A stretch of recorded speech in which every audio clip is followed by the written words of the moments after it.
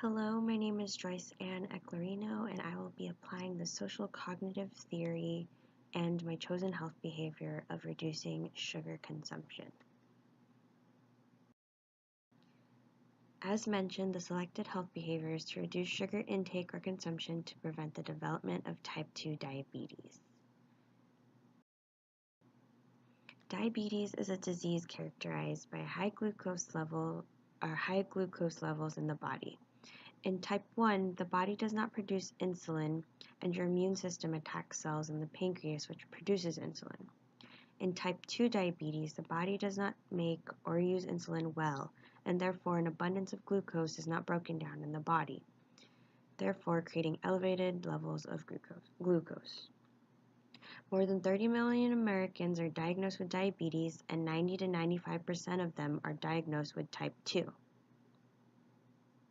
Although type 2 diabetes commonly develops in middle-aged adults, more and more younger age groups like teens and children are getting diagnosed. Risk factors of developing type 2 diabetes include being overweight or obese. Extra weight and body fat can cause insulin resistance, which is common with people diagnosed with type 2 diabetes. Another factor is physical inactivity.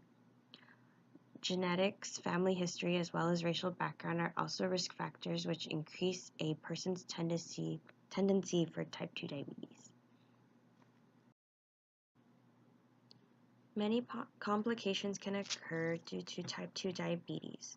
These complications include kidney disease or kidney failure, lower limb amputations, nerve damage, eye issues including glaucoma and blindness, heart disease, stroke, dental issues, and foot problems.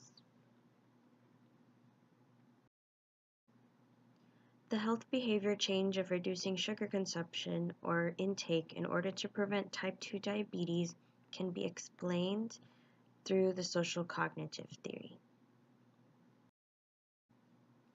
The social cognitive theory, developed by Albert Bandura in 1986, is a theory explaining how people implement and maintain certain healthy behavior habits. The core idea of the social cognitive theory is that environment, people, and behavior are constantly influencing each other. The main goal of this theory is to explain how individuals regulate behavior through control and reinforcement to achieve goal-directed behavior over a period of time. Next are the methods associated with social cognitive theory for modifying behavior.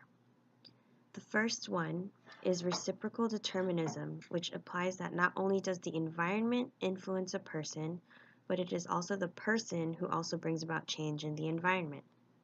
In this construct, the individuals understand that every aspect of environment, the individual, as well as the behavior, is all intertwined. Behavioral capability refers to a person's actual capability of performing a specific behavior with their own knowledge and skill. At this stage, an individual would only know to act towards the behavior of reducing sugar consumption if they knew what to look for in nutrition facts or the ingredients of the foods they buy.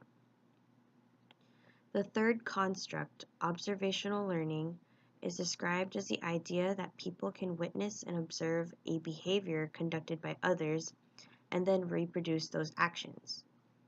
At this stage, an individual may observe another person who is also reducing their sugar intake, possibly a family member, friend, or colleague, who happens to already have the disease so that they may see through observation their struggles as a diabetic.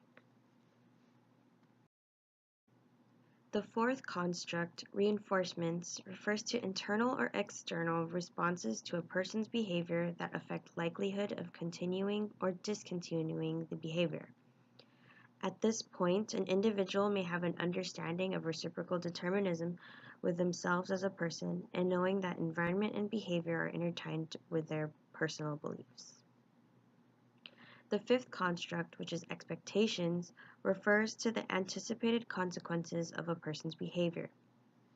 An individual may have understood that negative consequences to developing diabetes can include major health consequences like kidney failure, blindness, amputations, and even early death. Lastly, the sixth construct of the social cognitive theory is self-efficacy. Self-efficacy is described as the level of a person's confidence in their ability to perform a behavior successfully. At this point, this determines the person's confidence in maintaining specific habits like ordering less sugary items or having self-control on what they eat or drink.